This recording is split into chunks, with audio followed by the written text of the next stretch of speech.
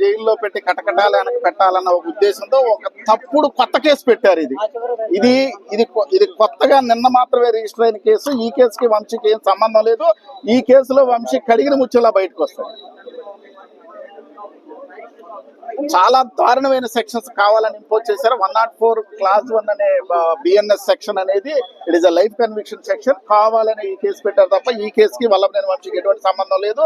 కేవలం డబ్బుల కోసం పనిచేసే గ్యాంగ్స్టర్స్, రౌడీలు, డకాటీల మీద పెడతారు తప్ప ఒక పాలిటీషియన్ మీద ఈ కేసు పెట్టడం చాలా దుర్మార్గం అని నేను ఖచ్చితంగా. సత్యవర్ధన్ పరిస్థితి ఏంటంటే సత్యవర్ధన్ కిడ్నాప్ చేశారన్న ఆరోపణలు కూడా వినిపిస్తూ ఉన్నాయి. అవన్నీ అబద్ధమే అంటారా? అవన్నీ 100% అబద్ధం. సత్యవర్ధన్ కి వల్లభనేని వంశీకి ఎటువంటి సంబంధం లేదు.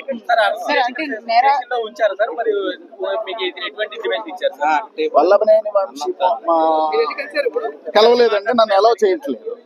ఏమని చెప్పారండి? రీజన్ ఏంటి? మా దగ్గర మా కస్టడీలో లేరనే పోలీసులు చెప్తున్నారు. లేరనే చెప్తున్నారు, అబద్ధం చెప్తున్నారు. పోలీస్ స్టేషన్స్ అన్ని కూడా మారుస్తూ ఉన్నారు. ఫస్ట్ భవానీపురం తీసుకెళ్లారు, మార్గ మధ్యంలో కూడా అక్కడ కార్స్ ని స్వాప్ చేయడం కానీ తర్వాత ఇక్కడ తీసుకురావడం కానీ ఎలా చూడొచ్చు?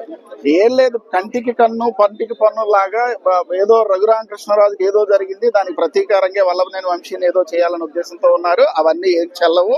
వల్లభనేని వంశీకి చట్ట వ్యతిరేకంగా ఏం చేసినా మేము ఖచ్చితంగా సుప్రీంకోర్టు వరకు వెళ్ళి పోరాడతాం. సెక్షన్ల సంగతి ఏంటండి? సెక్షన్స్ చాలా హీనియస్ సెక్షన్స్.